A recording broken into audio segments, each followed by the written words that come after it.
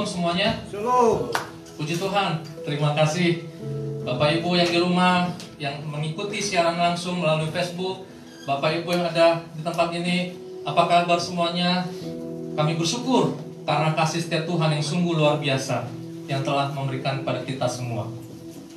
Hari ini kita masih terus merenungkan firman Tuhan dari tema yang sudah diberikan, bagaimana cara kita mengampuni. Mari kita membuka firman Tuhan dalam Injil Lukas 7 ayat 36 sampai 50. Ini seru nih. Lukas 7 ayat 36 sampai 50. Dengan tema bukalah tangan Anda untuk mengampuni.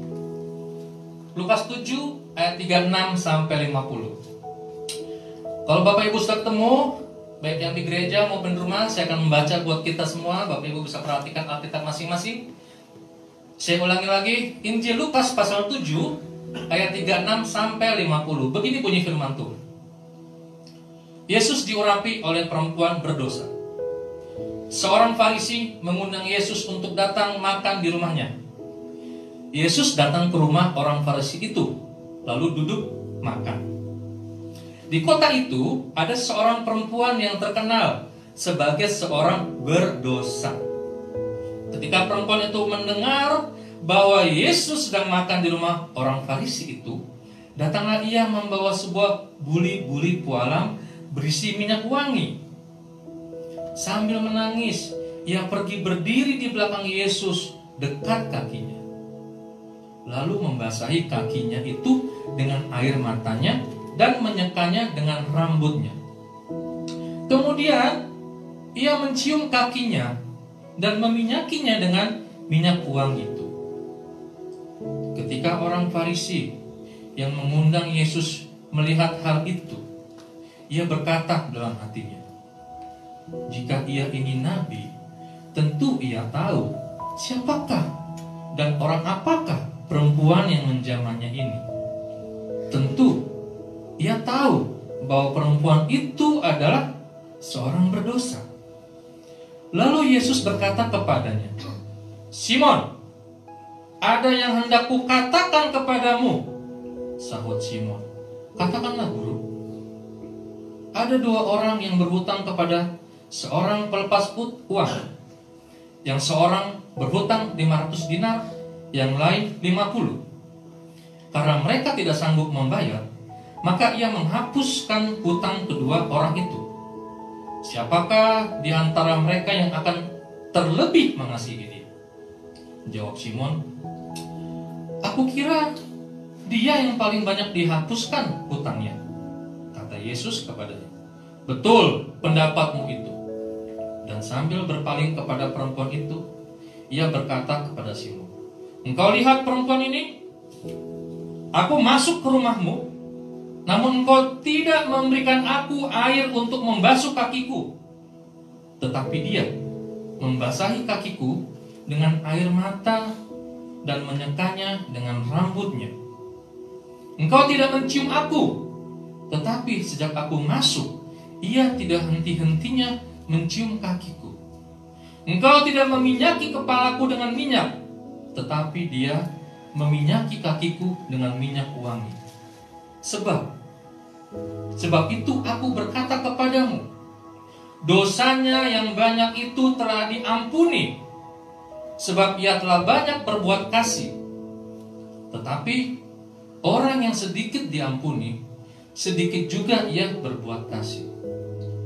Lalu ia berkata kepada perempuan itu, dosamu telah diampuni. Dan mereka yang duduk makan bersama dia berpikir dalam hati mereka, siapakah ia ini sehingga ia dapat mengampuni dosa? Tetapi Yesus berkata kepada perempuan itu, imanmu telah menyelamatkan engkau, pergilah dengan selamat. Wah, luar biasa ya Bapak Ibu ya kisah ini ya. Kalau kita perhatikan ya, keren banget, keren. Kenapa saya bilang keren? Bapak Ibu coba perhatikan, perempuan berambut panjang dalam perikop bacaan ini tidak dikenal namanya, betul ya?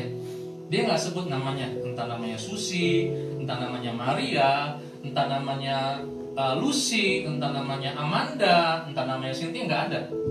Tidak disebutkan namanya.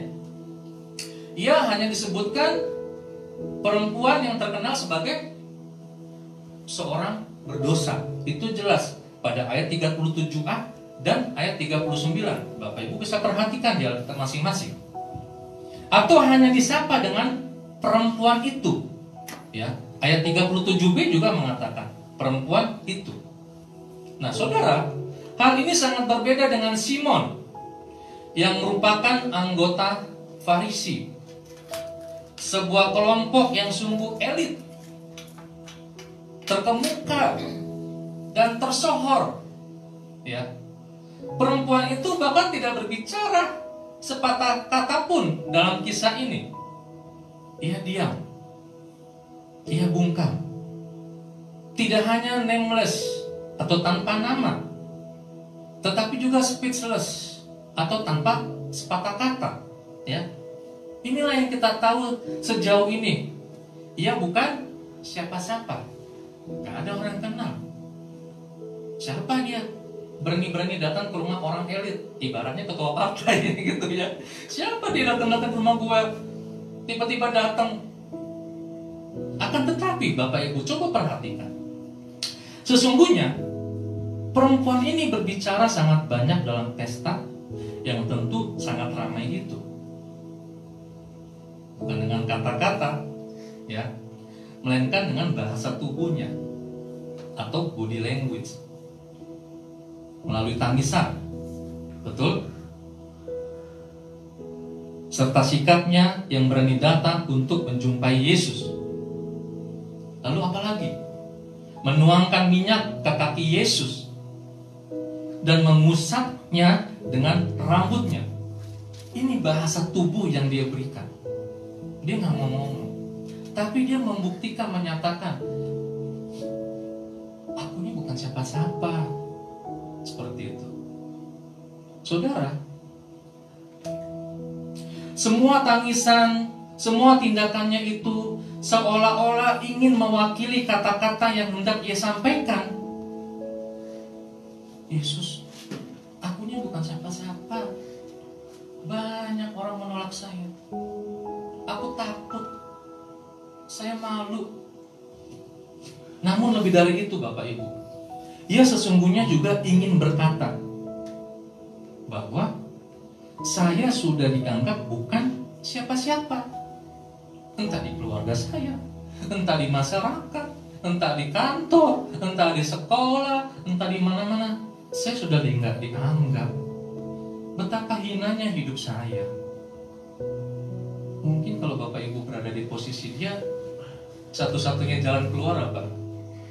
BD ya, bunuh diri, betul ya.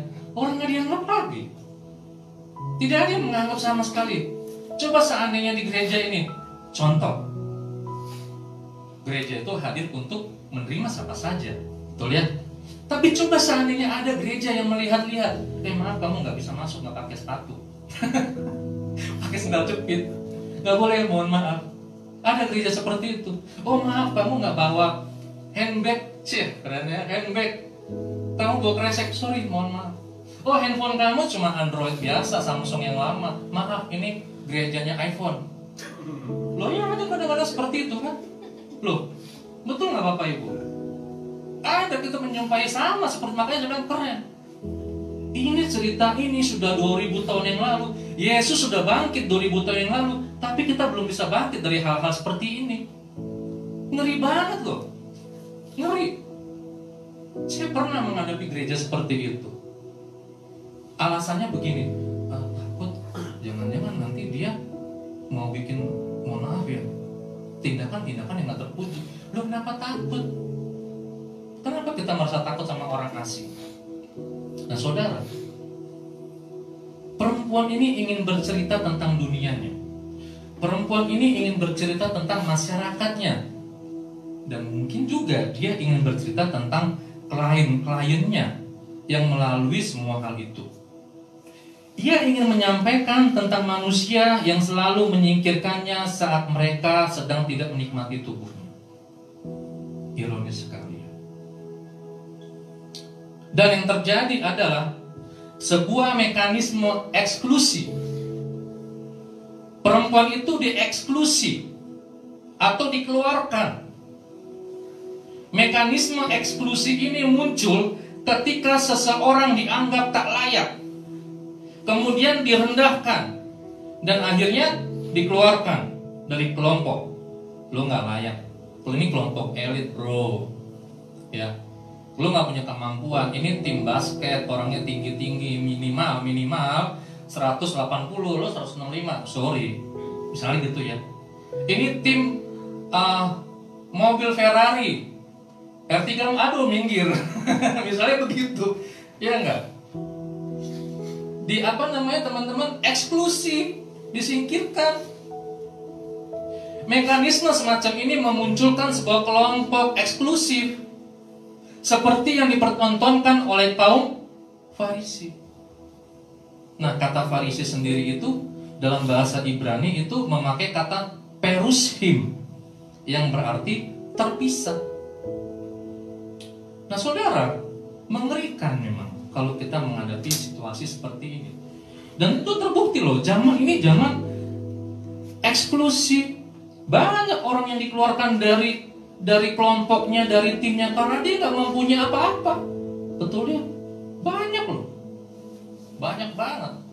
Saya sudah pernah merasakan hal itu, berkali-kali saya merasakan. Saya dikeluarkan dari kelompok saya karena saya terlalu gendut, kurang tinggi, serius, gak layak. Saya pernah dikeluarkan karena suara saya pas-pasan. Ini kita mau memuji Tuhan atau mau lomba, saya tanya.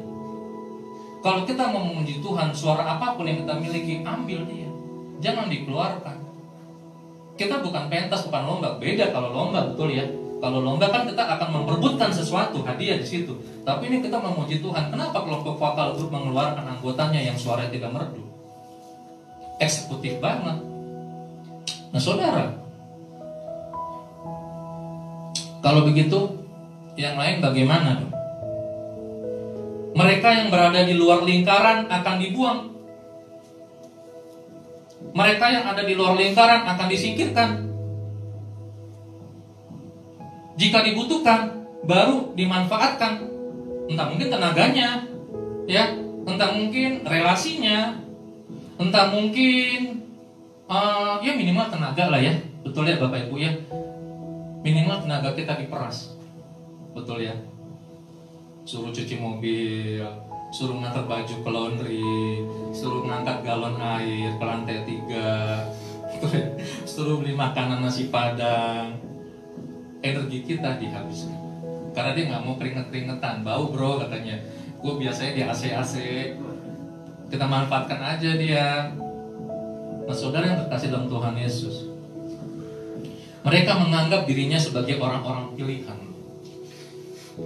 Namun ada pula sikap lain yang muncul dari kisah ini dan orang menyukainya, yaitu sikap inklusif. Sikap inklusif berlawanan dengan sikap eksklusif yang dipertontonkan kelompok Farisi. Sikap inklusif justru memasukkan orang ke dalam komunitasnya. Nah ini beda ya. Jadi orang dimasukin, yuk gabung yuk, yuk gabung yuk. Mereka mau terbuka menerima anggota baru asalkan, nah ini dia nih, ada asalkannya, ya. Asalkan apa? Asalkan anggota tersebut mau menuruti aturan, itu satu biasanya. Kedua, mau mengubah identitasnya, betul ya. Ketiga, mau menuruti perintah kelompok. Sama kan kayak kita masuk WA grup, biasanya ada peraturan tuh. Atau grup Facebook, admin udah bikin peraturan tuh, kalau nggak ngikutin di-kick gitu ya, ditendang, dikeluarin. Ada aturan. Nah, tetapi Bapak Ibu, kalau kita mau perhatikan dengan sungguh-sungguh, ini sebuah sikap inklusif yang arogan. Betul ya? Arogan. Orang lain diminta dan disyaratkan untuk berubah. Kamu harus berubah ya kalau masuk kelompok saya ya. Pokoknya kalau masuk Komsel Anggur Perdamaian misalnya gitu, lo harus menjadi orang damai. Udah dipatok tuh, ya kan? Pokoknya kalau nggak berubah nggak bisa. Tapi apa yang terjadi? Orang lain diminta dan disyaratkan untuk berubah, tetapi kita sendiri tidak berubah. Nah ini nih, jadi rancu. Kadang-kadang kita kalau masuk kelompok ini kan bingung, lu kok gitu sih, minta gue berubah, lu gak berubah, ya kan? Kok gak bisa, saya pimpinan. Ada pasalnya, pasal 1, pimpinan tidak pernah salah. Ayat 2, kalau pimpinan salah, lihat ayat 1. Bolak-balik aja gitu, pimpinan gue gak pernah salah. Ada gak gembala kayak gitu ya? Mengerikan kalau kayak gitu. Nah saudara yang terkasih dalam Tuhan Yesus, sikap eksklusif ini bersyarat sombong dan congkak. Itulah tepatnya yang dipertontonkan si Simon ini. Simon ini eksklusif. Dia lihat tuh ada cewek, wah dia mulai banyak bertanya nih, ya. Sementara itu wanita itu tanpa nama itu udah mulai melakukan bahasa tubuhnya, dia masih bertanya terus, kok gini, kok begini gitu ya. Ia berbeda dengan anggota kelompok Farisinya. Ia mencoba untuk bersikap inklusif dengan terbuka mengundang orang lain ikut makan bersama mereka di rumahnya. Dan salah satu tamunya itu Yesus. Namun, Bapak Ibu perhatikan, baca apa yang Yesus katakan tentang Simon. Yesus mencela sikap eksklusif yang mungkin lebih baik dari sikap eksklusif teman-teman. Namun lihat apa yang Yesus cela. Yesus justru membandingkannya dengan perempuan yang datang kepadanya. Dengan kata lain, sebenarnya di mata Yesus, Simon itu nggak jauh beda dengan teman-teman Farisi yang lainnya, ya. Tetapi dalam benak Simon hanya ada satu set perangkat normatif, yaitu kesalehan itu sendiri. Dan dia merasa udah saleh dengan mengundang Yesus datang ke rumahnya. Ya kan, sama kayak kita, datang ke gereja, jadi orang saleh 1 minggu sekali, kasih persembahan, kasih perpuluhan. Ya kan, banyak orang Kristen kayak gitu. Kesalehan hanya ditunjukkan ketika hari Minggu. Lalu Bapak Ibu, dengan pedas Yesus mencela. Ayat 44-46. Lihat perempuan itu mencium aku, meminyaki kakiku, dan menuangkan minyak wangi. Kalau lu bikin apa terhadap gue? Mungkin gitu bahasanya ya. Kalau kamu, apa yang sudah kamu lakukan terhadapku? Saudara, Simon tidak menghargai sang tamu, yaitu Yesus itu sendiri. Yesus sebenarnya tidak diterima, selain bahwa dia dimasukkan ke seperangkat norma-normanya si Simon itu. Simon ingin Yesus, lo ngikutin norma gua dong. Normatifnya saya sudah saya buat, ukuran standarnya kesalehan. Saudara percayalah, kondisi ini banyak sekali terjadi dalam kehidupan kita sehari-hari. Betul ya? Contohnya nih, 2 tahun lagi, tahun berapa? 2024. Ya, ini udah mulai-mulai nih Bapak Ibu nih. Ada orang murah hati, ya. Kalau kita melihat orang-orang besar naik mobil-mobil hitam berombongan tuh orang-orang murah hati yang 5 tahun sekali hadir dalam kehidupan kita. Yang secara berkala dia memanggil orang-orang kecil datang ke rumahnya, ya kan, datang ke gereja. Pak Gembala butuh apa nih? Jemaatnya ada berapa Pak? Bisa nggak nih Pak, jemaatnya nih Pak, dukung saya, kan gitu. Mereka diberi makanan lezat, mereka pulang dikasih amplop secukupnya, dikasih akomodasi, dikasih konsumsi berlebihan, ya, sambil diwanti-wanti, ya kan gitu. Besok waktu itu ya, pil gitu ya, tolong pilih saya, oke? Kalau tidak kalian semua tidak sejahtera. Nah, saudara terkasih dalam Tuhan Yesus, ketahuilah, sikap eksklusif ini palsu, dan Yesus sungguh membencinya. Dalam model eksklusif arogan semacam ini tidak ada pengampunan. Ini mengerikan. Kita dipermainkan, nggak ada pengampunan. Dia ngasih kita, tapi nggak ada pengampunan. Ya, dipancing kita. Tidak ada yang mengampuni, dan tidak ada yang diampuni. Hati-hati. Seringkali itu juga terjadi pada diri kita loh. Tuh lihat, secara tanpa kita sadari. Coba perhatikan, kalau saya lagi butuh sesuatu, mendesak nih. Kita bicara dalam konteks mendesak ya. Siapapun bisa kita suruh, tolong dong, mendesak banget nih, tolong supaya bisa terlaksana. Padahal kita seringkali jahat sama orang itu, tapi kita minta tolong sama dia karena kita sedang butuh. Nah, saudara, ingat, bukan itu yang Yesus ajarkan. Ada sebuah bentuk inklusif baru yang berbeda dan dipertontonkan oleh Yesus sendiri, yaitu sikap inklusif yang berporos pada anugerah murni, pure grace, karena tidak mensyaratkan apa-apa. Anugerah bersifat memberi dan merangkul. Anugerah kasih karunia Allah yang membuat Paulus mampu berkata di dalam 1 Korintus 15 ayat 10, tetapi karena kasih karunia Allah aku adalah sebagaimana aku ada sekarang, ya. Dan kasih karunia yang dianugerahkannya kepadaku tidak sia-sia. Sebaliknya, aku telah bekerja lebih keras daripada mereka semua. Tetapi bukannya aku, melainkan kasih karunia Allah yang menyertai dia. Wah, keren banget si Paulus ini. Beda banget sama Simon yang tadi, Bapak Ibu. Saudara yang terkasih dalam Tuhan Yesus, kasih karunia Allah yang membuat aku ada sebagaimana aku ada sekarang. Allah menerimaku tanpa syarat. Amin. Allah menerima kita tanpa syarat. Ketika Yesus di kayu salib, dia nggak mensyaratkan apa-apa. Bahkan prajurit yang mengolok-olok dia pun tanpa syarat. Bahkan penjahat yang ada sebelah mana itu? Kanan atau kiri? Nggak ada tuh. Ada nggak Yesus kasih syarat? Nggak ada. Nggak ada syarat. Ya kan? Keren banget ya. Allah juga menerima saya tanpa syarat. Nah, perempuan tanpa nama dan tanpa kata itu mengalami pengampunan semacam ini melalui hidup dan tangisannya. Sikap inklusif Yesus yang merangkul dan menawarkan anugerah tanpa paksaan. Tidak pernah mau berkata, aku mengampuni kamu asal engkau tidak terlalu berdosa. Atau aku mau mengampuni kamu, tapi kamu jangan mengulanginya lagi.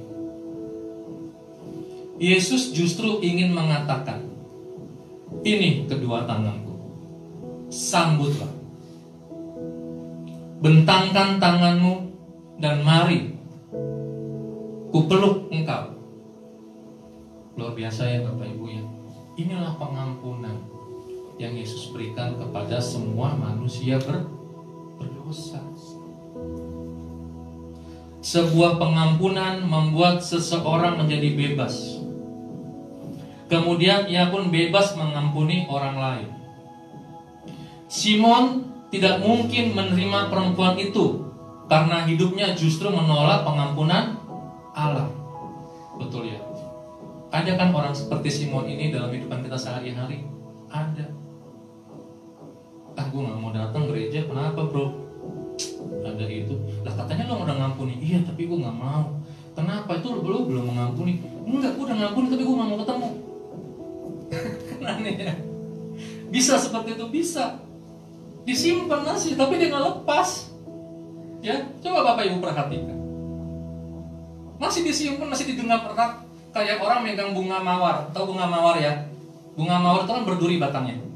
Ketika kita pegang, kalau ditaruh dari bawah, sakit nggak tangannya? Bukan lagi sakit, berdarah-darah. Karena duri itu akan menyeret kulit-kulit itu. Kayak gitu kalau kita menyimpan. Seharusnya apa? Kalau kita menggenggam bunga mawar, dengan siap-siap lepas itu, maksudnya ketika ada orang narik dari bawah, siap lepas. Diberikan aja udah ambil aja. Besok juga aku masih bisa dapat kok. Kan begitu. Nah, saudara yang terkasih dalam Tuhan Yesus, anugerah selalu datang pertama.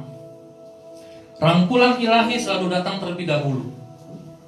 Setelah itu, barulah orang yang diampuni menyesal dan bertobat, sama seperti Daud dan si perempuan pelacur dalam Injil Lukas ini. Pengampunan semacam ini bukanlah pengampunan yang murahan. Amin. Ini nggak murahan.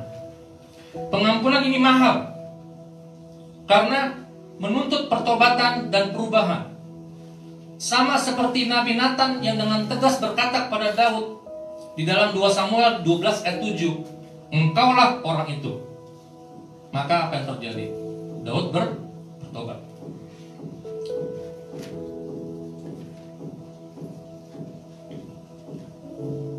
Bapak Ibu terkasih dalam Tuhan Yesus, kalau si perempuan berdosa mendapat kesempatan, Anda pun juga memperoleh kesempatan itu. Jangan pernah biarkan hati kita berpikir dan mempertanyakan, apakah ketika saya nanti bertobat, Allah masih mau mengampuni? Itu cara berpikir yang keliru, Bapak Ibu. Ketika Anda mau bertobat, itu adalah respon terhadap pengampunan yang sudah pertama-tama dan terlebih dahulu diberikan Allah. Ya, itulah respon kita. Ini ada satu cerita di dalam buku yang berjudul Finding Peace. Jean Farnier yang bekerja di kalangan orang-orang yang disabel, dia bercerita tentang seorang perempuan Prancis bernama Maïty Guerre-Tanner. Maïty memutuskan untuk masuk ke dalam gerakan perlawanan ketika tentara Jerman masuk ke Prancis. Akhirnya ia tertangkap bersama dengan para pejuang lainnya, lalu dimasukkan ke dalam sebuah tempat. Bapak Ibu yang terkasih, di sana ternyata ada seorang dokter Jerman yang bertugas untuk melumpuhkan seluruh tawanan dengan obat-obatan yang mengacaukan sistem saraf mereka. Semua orang yang disuntik lumpuh dan akhirnya mati. Hanya Maïty sendiri yang selamat, sekalipun sistem saraf dalam tubuhnya rusak. Singkat cerita, 44 tahun setelah tragedi tersebut, suatu kali Maïty menerima panggilan telepon. Dengan cepat ia tahu dari suaranya bahwa orang yang menghubunginya adalah dokter yang dulu menyiksa dia dan yang membuatnya lumpuh. Dia terdiam cukup lama. Sebelum akhirnya dokter ini berkata dengan nada memohon, "Tolong saya, aku ingin sekali bertemu denganmu." Bayangkan Bapak Ibu, orang yang selama 40 tahun lebih telah membuatnya menderita ingin menemuinya lagi. Kalau itu terjadi pada kita, mungkin kita enggak, jangan deh, gue nggak mau ingat-ingat lagi, terlalu pahit gitu ya. Namun apa yang terjadi? Maïty akhirnya menemui dokter itu di sebuah kafe. Kalimat pertama yang muncul dari mulut Maïty adalah, "I forgive you." Aku mengampunimu. I forgive you. Bapak Ibu yang terkasih, mengampuni itu tidak mudah. Yesus sajalah yang Maha Pengampun.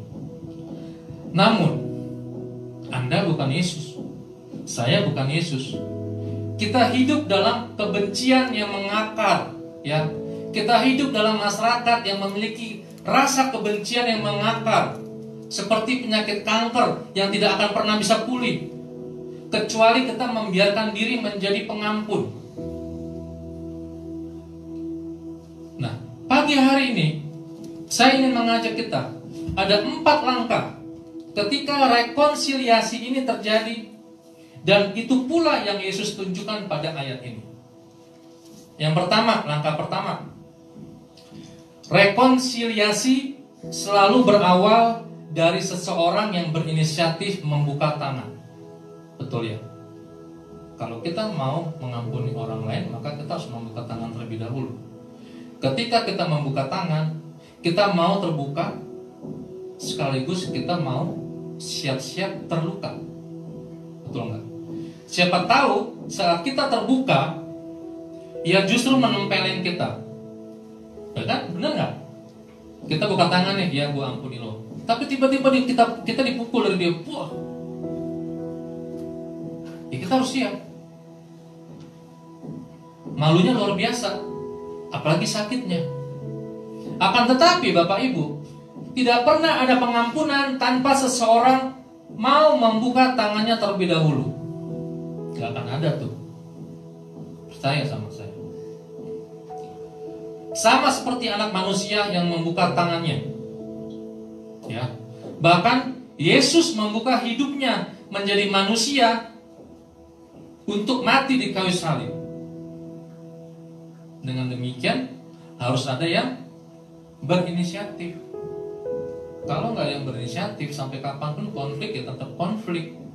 Kenapa? Karena kita saling nunggu, gengsi, egonya nggak mau diturunkan, tapi ditingkatkan terus sampai ke level tinggi. Ya, jika Anda bermusuhan berpuluh-puluh tahun, jika Anda benci dengan orang berpuluh-puluh tahun, jika Anda marah dengan orang, harus ada satu pihak yang berinisiatif. Amin. Memang gak enak, tapi kan bukan saya yang salah. Nah, biasanya gitu ya. Itu udah kalimat kayaknya udah kalimat hafalan banget. Bukan saya Pak yang salah Pak. Iya lu nggak salah, tapi masa sih nggak mau membuka tangan, masa sih nggak mau berinisiatif untuk memulai pemulihan, rekonsiliasi, kan gitu. Anda pun tidak akan mungkin bisa menantikan ya dan mengharapkan itu dari musuh kita atau orang yang membenci kita. Nggak bisa. Kita nggak bisa mengharapkan itu. Lama kalau saling tunggu-tungguan, lama banget, lama. Nanti deh tunggu Lebaran datang lewat. Nanti deh tunggu Natalan datang lewat. Nanti deh tunggu tahun baru lewat. Nanti deh, nanti terus. Dia nggak mau menurunkan egonya. Disimpan terus itu egonya, ego kebencian itu simpan. Tapi beda dengan Yesus. Yesus memulai inisiatif itu. Seharusnya yang berinisiatif siapa Bapak Ibu? Simon kan? Karena dia tuan rumah. Tapi Simon tidak melakukan itu, justru Yesus yang menerima. Yesus menerima tangannya, membuka tangannya dan menerima orang berdosa itu, perempuan itu. Hebat ya. Bagaimana dengan kita Bapak Ibu? Ya, saudara-saudara yang di rumah mungkin saat ini masih ada sakit hati sama suami, sama istri, atau sama anak. Berinisiatiflah untuk membuka tangan Anda, untuk memulai pengampunan itu. Kalau enggak akan selesai. Nggak akan selesai. Mau berinisiatif, turunkan ego, rendahkan egonya sedikit saja supaya bisa rekonsiliasi ini berhasil. Ini yang pertama. Yang kedua, ketika kita membuka tangan, nah ini Bapak Ibunya, kita juga perlu menunggu untuk mengharapkan ia sang musuh membuka tangan. Tunggu. Artinya apa? Tidak boleh ada paksaan sama sekali. Betul ya, seringkali kan kita, gue udah ngampuni tapi dia gak mau, gimana dong? Sabar, jangan maksa. Kalau maksa banget, tunggu. Karena hati orang beda-beda. Karena perasaan orang ketika menerima berbeda-beda. Belum tentu ketika kita membuka dia mau langsung nerima. Gak bisa, kita gak bisa paksa orang. Tunggu aja saatnya. Tunggu. Bapak Ibu percaya, ada orang yang sampai akhir hidupnya dia nggak mau berubah. Ada orang kayak gitu, saya pernah nemuin. Sampai akhir hidupnya dia masih simpan kebencian itu. Padahal musuhnya sudah melepaskan pengampunan, tapi dia tetap nggak mau. Ada seperti itu. Saudara, tidak boleh ada paksaan sama sekali. Kita membiarkan orang berproses, ya. Kita membiarkan orang itu berproses untuk memutuskan apakah aku juga mau membuka tangan. Kan seperti itu. Gak bisa kita paksa. Memang gak enak keadaannya, memang gak enak. Tapi kan tadi nomor 1 kita harus buka tangan duluan. Iya betul. Tapi nomor 2 siap-siap. Kalau kita membuka tangan dia gak mau terima, lo jangan marah-marah. Gitu kan. Apakah Yesus marah-marah ketika perempuan itu menolaknya? Enggak. Yesus tetap. Nanti nih poin keempat, kita lihat nih. Yang ketiga ini berbeda dengan sikap eksklusif arogan yang membuka tangan, menggenggam dan menguasai seseorang. Yang ketiga yaitu Yesus memberi kebebasan. Ya, Yesus memberi apa? Kebebasan. Yesus hanya membuka tangan dan mengundang kita untuk datang, betul ya? Yesus nggak otoriter dan nggak menggenggam orang itu seolah-olah hendak mengatakan kamu sekarang harus bertobat. Enggak. Sebaliknya, justru ketika kita juga membuka tangan, terjadi suatu pelukan di situ. Disitulah momen ilahi terjadi, yaitu momen rekonsiliasi yang mengampuni dan diampuni, disembuhkan dan menyembuhkan. Ada kebebasan, lega.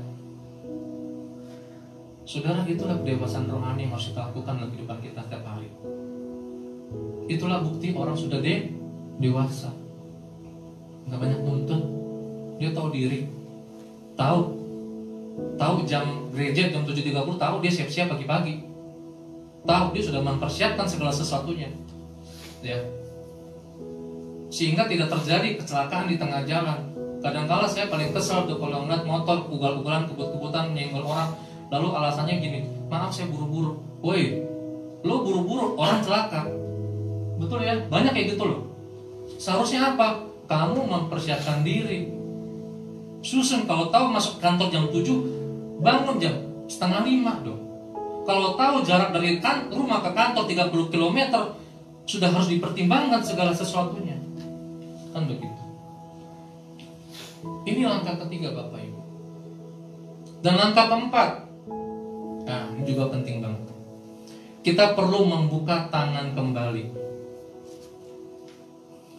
Anda tidak mungkin berpelukan terus. Betul ya. Ketika kita membuka tangan lalu dia menerima pelukan kita, bisa gak sih kita peluk terus? Gak bisa. Kita juga harus membuka tangan. Berarti membiarkan sesama yang sudah berdamai dengan kita itu menjadi dirinya sendiri. Kita gak bisa ngatur dia. Biarkan dia jadi dirinya sendiri. Gitu loh. Kita membiarkannya untuk kembali orang itu berproses menjalani hidupnya lagi. Kita nggak boleh menguasai dia, ya. Biarkan ia pergi. Sama seperti Yesus yang berkata pada ayat 50. Coba lihat ayat 50. Lukas 7 ayat 50.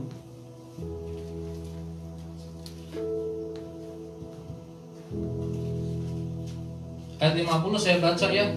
Tetapi Yesus berkata kepada perempuan itu, imanmu telah menyelamatkan engkau, pergilah dengan selamat. Yesus suruh pergi. Ya udah, lu pergi aja.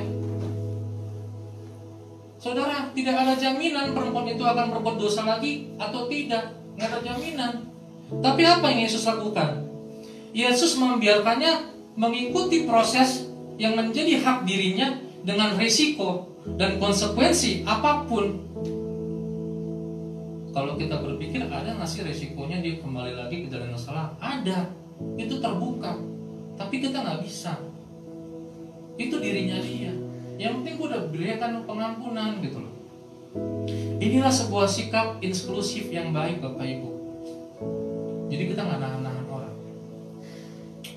Nah saudara-saudara yang terkasih dalam Kristus Yesus, jemaat Tuhan yang di dalam ruangan ini ataupun di dalam ibadah online, pertanyaannya pada kita adalah, apakah Anda mau membuka tangan pertama kali?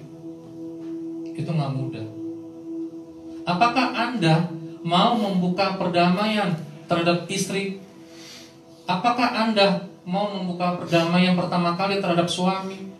Apakah Anda mau membuka pertama kali perdamaian terhadap anak yang telah menyakiti? Itu nggak mudah. Tetapi percayalah, dunia akan menjadi lebih baik jika kita bersedia melakukannya. Amin. Ayo kita lakukan. Jadi nggak sia-sia nih. Soalnya bulan depan temanya udah beda. Harus ada hasilnya Bapak Ibu. Ya, jemaat Tuhan harus ada hasilnya. tema-tema yang gereja susun itu harus berhasil kita lakukan dalam hidup kita tiap-tiap hari. Jangan nanti bulan Mei, temanya beda, udahlah, udah usang. Enggak bisa. Firman Tuhan ya selamanya harus kita lakukan tiap hari. Jadi nggak cuma dengar masuk telinga kanan, keluar tengah kiri. Harus kita lakukan, kita simpan dalam hati kita, sehingga kita berbuah lebat. Firman Tuhan bilang apa? Karena lewat buahnya lah kamu dapat mengenalinya. Jadi Bapak Ibu, siap kita mau berubah? Ya, pertama apa? Berinisiatif membuka tangan. Yang kedua apa? Ketika membuka tangan, kita juga perlu menunggu. Jangan tergesa-gesa. Yang ketiga apa? Berikan kebebasan. Langkah keempat apa? Kita perlu membuka tangan kembali, membiarkan proses itu terjadi. Jangan kita genggam erat-erat. Biar kiranya firman Tuhan pada pagi hari ini mengingatkan pada kita semuanya. Yuk, Yesus telah bangkit 2000 tahun yang lalu. Dia telah memberikan pengampunan pada kita. Yuk, kita juga mau dong melakukan hal itu. Menjadi pelaku firman Tuhan, tidak hanya menjadi pendengar saja.